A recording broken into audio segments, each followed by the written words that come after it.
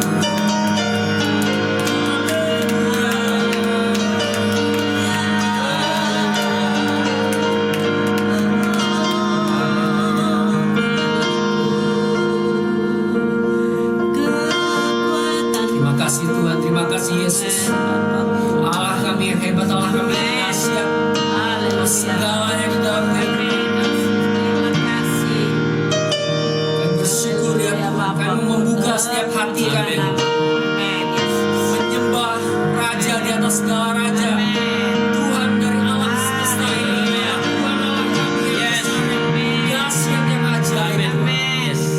Kami bersyukur atas kasih dan anugerah-Mu, atas karunia yang daripadamu ya Tuhan. Pujilah nama-Mu. Kami syukur Yesus. Kami punya Allah yang maha dahsyat, maha tinggi. Satu-satunya Tuhan yang kami sembah. Amin. Haleluya. Terima kasih Tuhan, terima kasih Yesus, terima kasih Tuhan. Sebentar kami akan mendengarkan firman-Mu. Haleluya. Biarlah firman ini menjadi rema, menjadi kekuatan dalam kehidupan kami. Kami tidak hanya menjadi pendengar, tapi kami mau menjadi pelaku akan firman. Hikmat bijaksana Kau tambahkan pada setiap kami yang mendengarkan. Ya Yesus. Terlebih hamba-Mu yang akan menyampaikan. Amin. Terima kasih ya Tuhan. Yang kudus. Setiap lidah bibir hamba-Mu memperlengkapi. Biarlah kami mengenakan selengkap senjata Allah untuk melawan kuasa tipu lihat Haleluya. Terima kasih ya Tuhan, terima kasih kami sudah siap akan mendengar firman-Mu di dalam nama Yesus yang sudah siap. Katakan amin. Shalom. Shalom. Bapak Ibu saudara-saudari yang kami kasih dalam kasih Yesus Kristus, dan Yesus yang sudah mengasihi kita semua, kita patut bersyukur kepada Tuhan kita Yesus Kristus yang sudah mengorbankan dirinya, mati di kayu salib, mati dan dikuburkan pada hari yang ketiga, sudah bangkit dari antara orang mati. Semua ciptaan Tuhan di muka bumi ini, Yesus satu-satunya yang sudah hidup, yang menjadi penebus bagi setiap kehidupan kita orang-orang yang percaya kepadanya. Puji nama Tuhan. Kalau hari ini kita bisa kembali bertemu, kita kembali di dalam kondisi yang sehat oleh perlindungan Tuhan, oleh kasih dan kemurahan Tuhan. Kita ada hari ini bukan karena kuat dan gagah kita, tetapi semua dalam rancangan Tuhan. Tuhan sudah merencanakan semuanya untuk kehidupan kita. Bapak, Ibu, saudara-saudari, pada pagi hari ini kita akan belajar bersama-sama menikmati firman Tuhan, bersama-sama melakukannya. Saudara dan saya bukan menjadi pendengar, tetapi menjadi pelaku firman. Itu yang Tuhan kita Yesus Kristus inginkan, bahwa setiap orang percaya melakukan firman Tuhan, mempraktekkannya dalam kehidupan sehari-hari. Pada pagi hari ini kita akan membaca ayat firman Tuhan yang terdapat di dalam Galatia pasal 6 ayat 14. Kita akan baca bersama-sama. Galatia pasal 6 ayat 14. Tetapi aku sekali-kali tidak mau bermegah selain dalam salib Tuhan kita Yesus Kristus, sebab olehnya Dia telah disalibkan bagiku dan aku bagi dunia. Puji Tuhan. Ini ayat firman Tuhan yang akan kita bahas pada pagi hari ini dengan satu tema: bermegah dalam kuasa kebangkitan Kristus. Nah, setiap orang yang percaya menyadari, mengerti yang namanya kebangkitan. Bangkit artinya keluar dari kesusahan. Bangkit artinya hidup kembali, bergerak, tidak tinggal diam, tetapi bergerak melakukan segala sesuatu yang diperintahkan oleh Tuhan kita Yesus Kristus, ya. Saya baca ulang lagi tentang tema kita pagi hari ini, bermegah dalam kuasa kebangkitan, ya. Bagian pertama kita akan melihat bahwa kebangkitan Kristus memberi kehidupan yang penuh pengharapan. Bapak, Ibu, saudara-saudari, kalau Bapak Ibu melakukan sesuatu buat segala sesuatu pastinya punya pengharapan. Ya, yang membuka toko berpengharapan supaya tokonya semakin maju. Ya, itu harapan namanya ya. Yang berkeluarga supaya keluarganya bisa hidup tentram, memiliki damai bersama Tuhan, bersama keluarga dan sesama manusia. Itu harapan. Semua orang berharap bahwa di dalam kehidupan itu ada sesuatu yang akan didapat. Ada goal yang akan diharapkan ya di dalam hidup kita ini. Tidak hanya berdiam, tidak hanya biasa ajalah. Nanti kalau ada ya boleh, kalau enggak juga enggak apa-apa, enggak. Tetapi punya pengharapan itu punya sasaran, punya keinginan, punya kemauan untuk meningkatkan lagi hidup kita secara rohani adalah berpengharapan di dalam kebangkitan Yesus Kristus ya. Dan kebangkitan Kristus memberi kehidupan yang penuh pengharapan kepada setiap orang yang percaya kepadanya. Bagaimana dengan yang tidak percaya kepada Tuhan Yesus? Mereka tidak punya pengharapan. Bagaimana supaya mereka punya pengharapan? Kita yang sudah percaya menyampaikannya kepada orang yang belum percaya. Itulah pengharapan kita, supaya semakin hari semakin ada orang yang percaya kepada Tuhan juga, supaya mereka beroleh hidup yang kekal di dalam Yesus Kristus ya. Kemudian yang bagian A adalah pengharapan untuk apa? Untuk menerima bagian yang tidak binasa. Apa bagian yang tidak binasa, saudara-saudara? Bagian yang tidak binasa adalah kehidupan kekal bersama Tuhan Yesus Kristus. Ya. Kemudian tidak cemar. Apa arti tidak cemar? Tidak ternoda, tidak tercela, tetapi benar-benar hidup dalam roh dan kebenaran bersama Tuhan Yesus Kristus, yang sudah mati supaya kita dibenarkan. Kita tidak binasa, kita tidak cemar, kita tidak dapat layu. Mazmur pasal 1 ayat 1 sampai ayat 6. Yang kesukaannya adalah Taurat Tuhan, yang merenungkan Taurat itu siang dan malam. Itu bagian hidup kita, orang-orang yang punya pengharapannya. Pohon yang ditanam di tepi aliran air, tidak layu daunnya dan menghasilkan buah pada setiap musim. Apakah kehidupan orang-orang percaya bermusim? Kadang-kadang bermusim, tetapi Tuhan menginginkan supaya tidak bermusim, terus menerus, karena tidak layu, tidak berhenti untuk terus menyembah, tidak berhenti untuk terus berharap, tidak berhenti melakukan pekerjaan dengan benar, untuk tidak tercemar, untuk tidak binasa. Bergantung kepada Tuhan, hidup menaruh pengharapan kepada Tuhan. Dan yang tersimpan di mana? Simpan pengharapan kita itu di surga, saudara-saudari. Pengharapan kita dalam Yesus, bukan di muka bumi ini. Tetapi Tuhan mengajar kepada kita untuk kita tidak binasa, kita tidak cemar, kita tidak layu, dan menyimpan pengharapan kita itu kepada Tuhan kita Yesus Kristus, kepada Allah Bapa di surga. Bukan berpengharapan kepada manusia di dunia ini, karena manusia terbatas. Tetapi Tuhan tidak pernah terbatas, Bapak Ibu Saudara-saudari. Amin. Tuhan selalu ada kapanpun, dimanapun, apapun keadaan yang kita alami. Tuhan tetaplah Tuhan yang setia.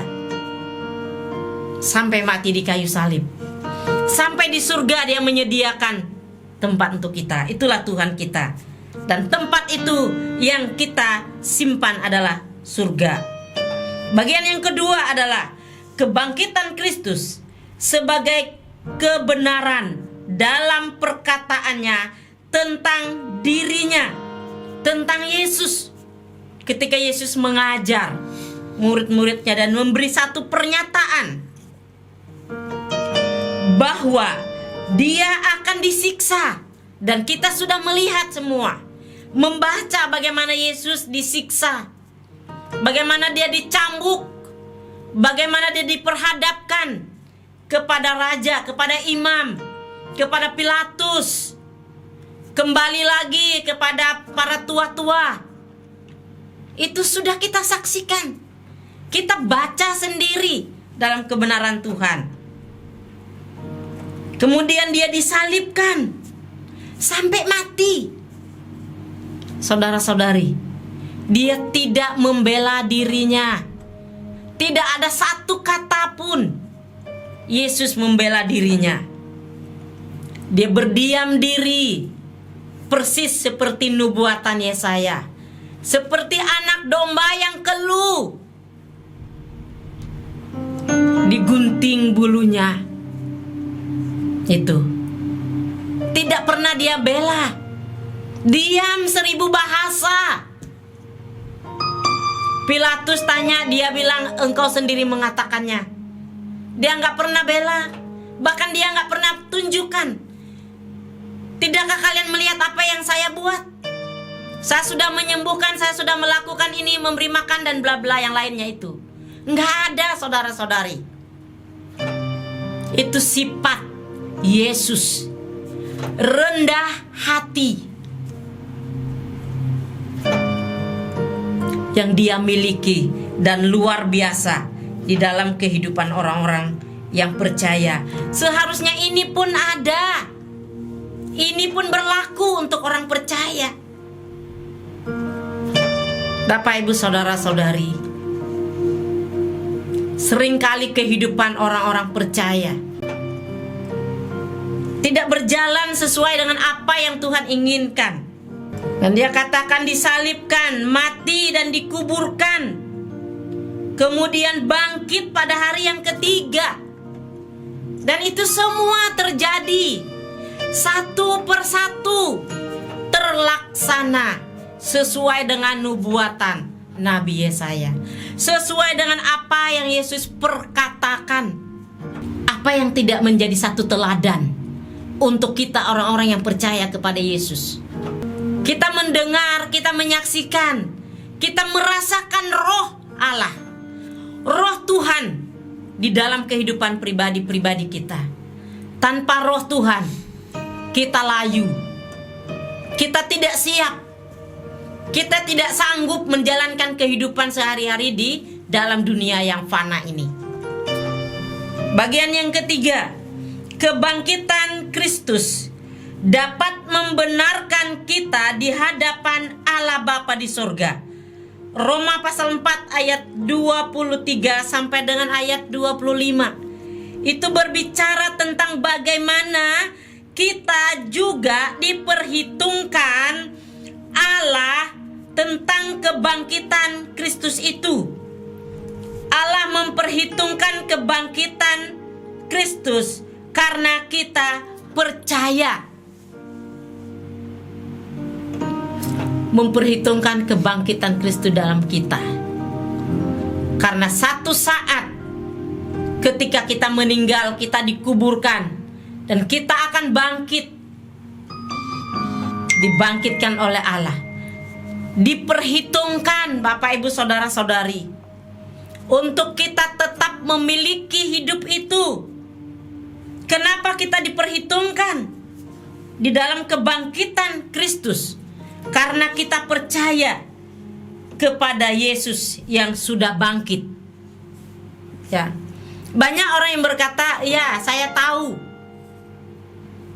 Kita orang percaya tidak sekedar tahu, Bapak, Ibu, saudara-saudari,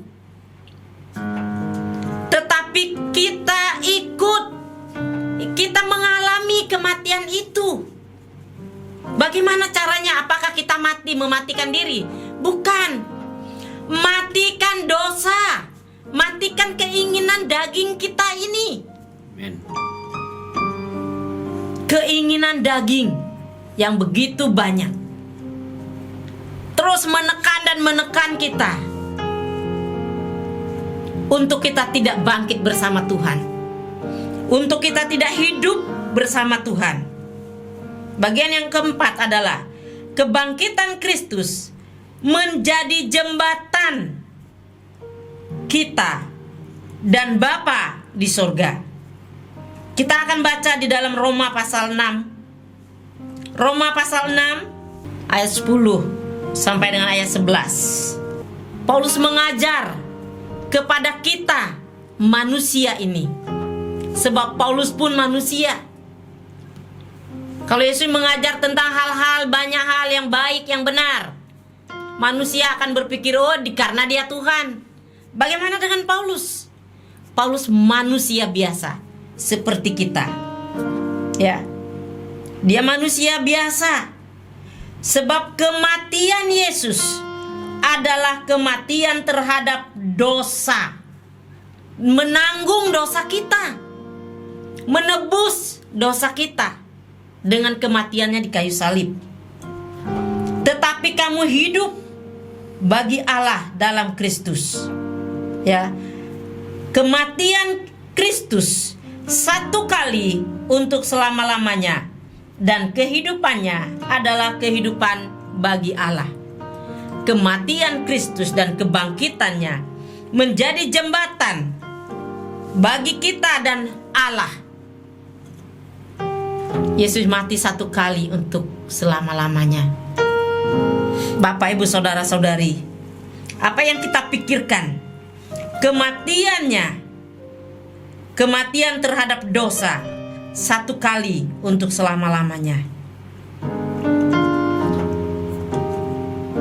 Banyak orang percaya kadang-kadang salah menggunakan kemurahan, kebaikan, kematian Kristus ini dengan semena-mena hidup menurut keinginan dagingnya, sehingga dia lupa bahwa Kristus sudah menanggung dosanya satu kali untuk selamanya.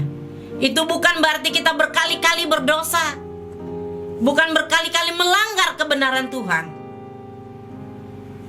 tetapi satu kali berdosa dan tidak diulangi kembali.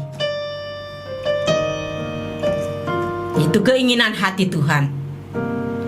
Sampai sejauh mana pengakuan kita terhadap dosa. Dan demikianlah kita memandangnya, bahwa kita mati bagi dosa kita, supaya kita hidup bagi Allah dalam Kristus. Artinya sedapat mungkin jangan melakukan dosa. Sedapat mungkin jangan ulangi kesalahan yang sama, yang menentang kebenaran Tuhan. Kita hidup di dalam kebenaran Yesus Kristus. Bapak, Ibu, saudara-saudari, tanpa kematian dan kebangkitan Yesus, maka sia-sialah kepercayaan kita, sia-sialah Injil diberitakan, sia-sialah kekuatan Tuhan dalam hidup kita. Itu sebabnya, sebagai orang yang percaya kepada Tuhan, apa tindakan kita terhadap pengorbanan Yesus? Apakah kita semena-mena berpikir, oh karena Yesus saya sudah mati untuk dosa saya, maka tidak sulit kalau saya berdosa dan berdosa dan berdosa. Toh nanti diampuni dan diampuni. Itu salah. Prinsip yang tidak bersyukur. Kalau berpikiran berdosa nanti diampuni. Itu sesuatu yang tidak berkenan. Itu sesuatu yang cemar. Sementara Tuhan ingin supaya kita tidak tercemar, tetapi kita hidup dalam Tuhan, hidup dalam roh, dalam kebangkitan bersama Tuhan.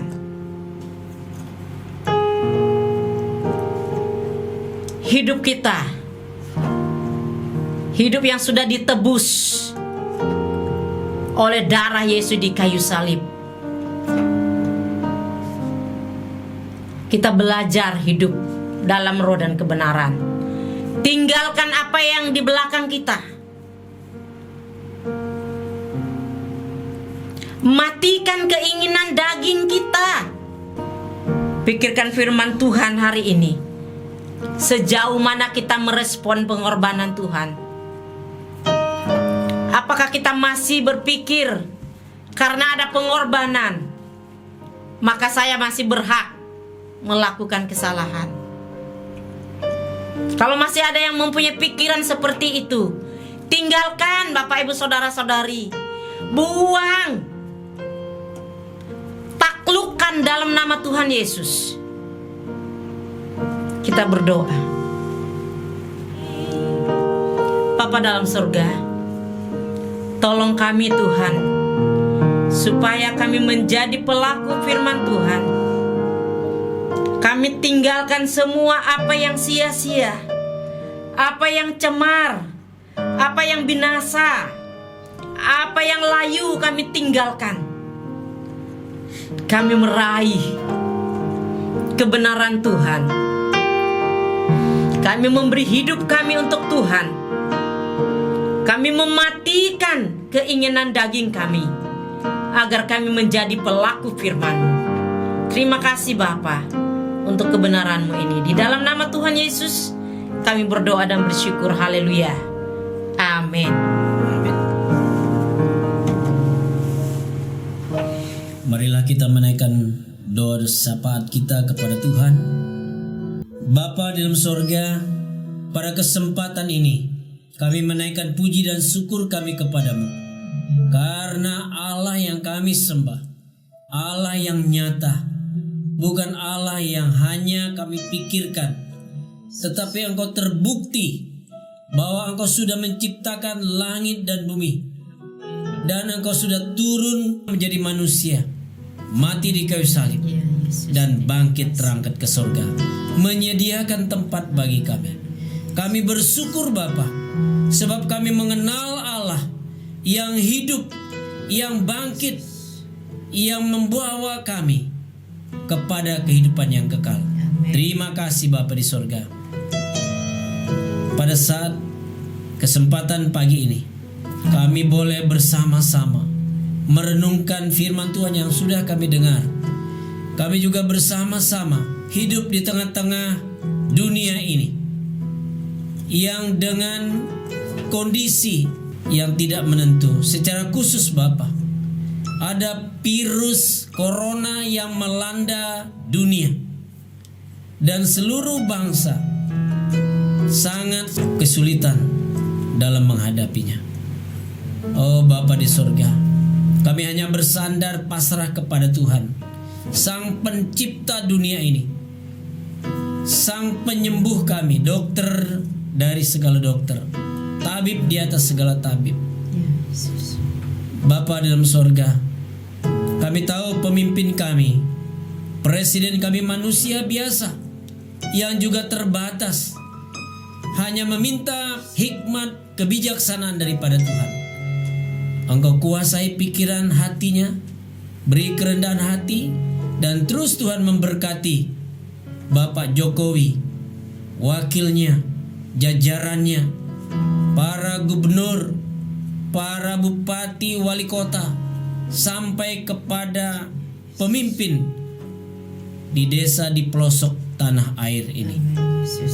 Kami merindukan kesatuan hati, bagaimana kami berperang melawan corona ini. Tuhan, tolong Bapa, supaya dengan kondisi yang seperti ini, kami lebih melihat ke atas bahwa Tuhan segala-galanya. Kalau Tuhan mengizinkan sakit penyakit yang tidak mampu, yang membuat kami tidak berdaya, kami akan berpikir bahwa Tuhan segala-galanya. Biarlah masyarakat bangsa kami merendahkan hatinya kepada Tuhan, menaikkan pujian doanya memohon, bahkan meminta pengampunan dosa kepada Tuhan. Biarlah kami layak untuk memohon kepada Tuhan. Bapa di dalam sorga, pada kesempatan ini juga kami berdoa supaya COVID-19, virus corona yang sudah merajalela di seluruh dunia, dalam nama Tuhan Yesus, Engkaulah yang mampu melakukan penghentian untuk virus ini. Dalam nama Tuhan Yesus, yang sakit disembuhkan, siapapun orangnya, di kota manapun, di negara manapun, di rumah sakit manapun. Engkau pakai hikmat dokter, Engkau pakai obat-obatan, Engkau pakai alat infus suntikan dan lain sebagainya. Itu adalah sarana untuk penyembuhan. Tetapi satu hal Bapa, Engkau yang punya kedaulatan atas seluruh sakit penyakit ini. Dalam nama Tuhan Yesus, darah Yesus lewat bilur-bilur-Mu, semua yang sakit menjadi sembuh. Terima kasih Bapa, terima kasih Tuhan Yesus. Bapa, pada malam ini juga, pada siang hari ini juga, kami berdoa, tim medis yang begitu lelah, yang begitu mempertaruhkan hidupnya, mereka tinggalkan kesibukan di keluarganya, tetapi di garda depan mereka berani, mereka tanpa memikirkan segala-galanya, tetapi dia bertarung melawan corona. Kami berdoa, kami memberi support kepada mereka supaya mereka tetap sehat, tetap kuat, imun tubuhnya tetap kuat. Terima kasih Bapa, terima kasih Tuhan Yesus. Engkau juga memberkati para aparat keamanan yang juga membantu para tim medis ini sebagai garda depan. Bapa di dalam sorga, kami juga berdoa ya Tuhan untuk gereja-gereja di mana saja berada, supaya Tuhan memberkati pemimpin-pemimpin gereja tetap bersatu dalam unity walaupun berbeda denominasi. Tuhan memberkati semuanya supaya tetap semangat walaupun pelayanannya harus melalui online. Tuhan akan memberkati sarana prasarana ini. Kami bersyukur semua dan segala sesuatu dilakukan untuk mendatangkan kebaikan, untuk kemuliaan bagi nama Tuhan. Terima kasih Bapa, pada pagi ini, baik yang mendengar siaran ini, menyaksikannya, dan juga yang ada di rumah mereka masing-masing. Biarlah berkat Tuhan dari sorga turun dan memberkati mereka masing-masing. Mereka akan rasakan Yesus hadir dalam keluarga mereka. Terima kasih Bapa, dalam nama Tuhan Yesus yang sudah menjadi juru selamat kami berdoa dan mengucap syukur. Haleluya. Amin. Ya, demikian tadi kita sudah memuliakan memuji nama Tuhan. Biarlah setiap doa kita, setiap pujian penyembahan kita berbau harum di hadapan Tuhan dan sesuai dengan kehendak Tuhan. Terima kasih. Selamat hari Minggu. Tuhan Yesus memberkati.